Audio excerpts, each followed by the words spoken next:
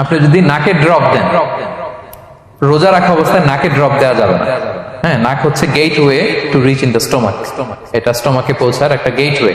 আপনি নাকে ড্রপ দিলে দেখবেন কিছুক্ষণ পরে গলায় একটা তেতো তেতো ভাব অনুভব হয়, আস্তে করে এটা স্টোমাকে চলে যায়, আপনার রোজা ভেঙে যায়। আল ইস্তিমনা মানে মাস্টারবেশন, হস্তমৈথুনের মাধ্যমে কেউ যদি সিমেন আউট করে তাহলে তার রোজা ভেঙে যাবে। রোজা ভেঙে যায় causes that make you fasting null and void, যে কাজগুলো আপনার রোজাকে null and void করে দেয়। কি করলে রোজা ভেঙে যায়? রোজা হচ্ছে বিরত থাকার নাম। কি থেকে? খাওয়া থেকে, পান করা থেকে, ফিজিক্যাল ইন্টিমেসি থেকে স্ত্রীর সাথে, সকাল থেকে শুরু করে, ফজর থেকে শুরু করে ইলা গুরুবি শামস মানে সানসেট পর্যন্ত, সূর্যাস্ত পর্যন্ত নিয়তের সাথে। ক্লিয়ার হয়ে গেছে না? তো এই সংজ্ঞা থেকেই তো বোঝা যায় কি করলে খেলে রোজা ভেঙে যায়, ড্রিঙ্কস করলে রোজা ভেঙে যায়, বিবাহিতরা দিনের বেলায় ফিজিক্যাল ইন্টিমেসিতে গেলে রোজা ভেঙে যায়। তো আমরা এবার পয়েন্ট আকারে শুনবো যে কি কি কাজ করলে। এখানে মৌলিকভাবে 3টা জিনিসের কথা বলা হয়েছে, কিন্তু আরো কিছু জিনিস আছে যেগুলো করলে আপনার রোজা ভেঙে যাবে। আসুন আমরা সেগুলো শুনি। 1 নম্বরে হচ্ছে ইচ্ছা করে যদি আপনি খান, ইচ্ছা করে খাইতে হবে, বুঝছেন? ভুল করে খাইলে কিন্তু রোজা ভাঙে না। খুব মজার না ব্যাপারটা? অনেক সময় এমন হয়, অনেকের অভ্যাস যে সকালবেলা সে ঘুম থেকে উঠে পানি খায়। তো আপনি হঠাৎ করে 1 গ্লাস পানি খেয়ে ফেলছেন, খাওয়ার পরে মনে হয়েছে ওরে আমি তো রোজা, এখন কি হবে বলেন তো? ভাঙবে না? ভাঙবে না, ভাঙে নাই।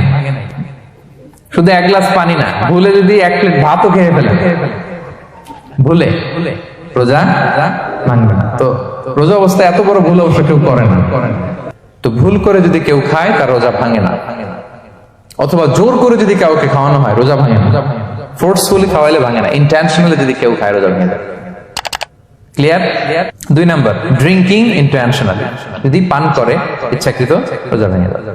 3 নম্বরে হচ্ছে ফিজিক্যাল ইন্টারকোর্স, দিনের বেলায় যদি ফিজিক্যাল ইন্টিমেসিতে যায় হাজবেন্ড ওয়াইফ এবং দেহ থেকে যদি সিমেন আউট হয় রোজা ভেঙে যাবে।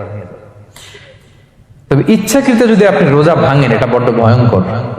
প্রিয় ভাইরা, এটা খেয়াল করে মনে রাখবেন যে ইচ্ছা করে রোজা ভাঙার চেয়ে বড় স্পর্ধা আর হতে পারে না। কারণ এই রোজা রাখাটা কি রমাদানে ফরজ।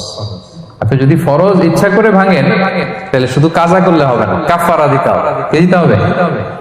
তাহলে আমরা জানছি কাজা, আমরা জেনেছি ফিদিয়া, এবার নতুন একটা টার্ম শুনলাম, এটা কি? কাফারা। ইচ্ছা করে রোজা ভাঙলে কাফারা দিতে হবে। And what is কাফারা? কাফারা হচ্ছে টানা 2 মাস রোজা রাখা একটার জন্য। পারবেন? রমজানেরটা রাখতে তো খবর হয়ে যায়। রোজা না ভাঙি, এই ইচ্ছা করে যদি কেউ রোজা ভাঙে অথবা ইচ্ছা করে দিনের বেলায় যদি কেউ ফিজিক্যাল ইন্টারকোর্স করে তখন তার কাজাও করা লাগবে, কাফারাও করা লাগবে। এই ভুল যেন আমরা কখনো না করি, মনে থাকবে? গেল 3টা গেল। আর কি করলে রোজা ভেঙে যায়? ইচ্ছা করে যদি বমি করে রোজা ভেঙে যাবে, তবে অনিচ্ছা সত্ত্বে বমি আসলে রোজা ভাঙে। ক্লিয়ার? রাসূলুল্লাহ বলেছেন মান দারাআহুল কাইউ আই গালাবাহু ফালাইসা আলাইহি কাদা।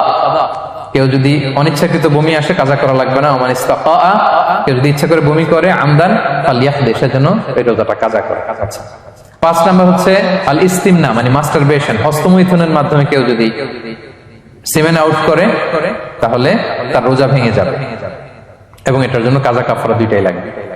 6 নাম্বার স্মোকিং। স্মোকিং যদি রমাদানে কেউ করে রোজা কিন্তু শেষ। এদিকে আমার মাসালা শিখায় না নতুন করে।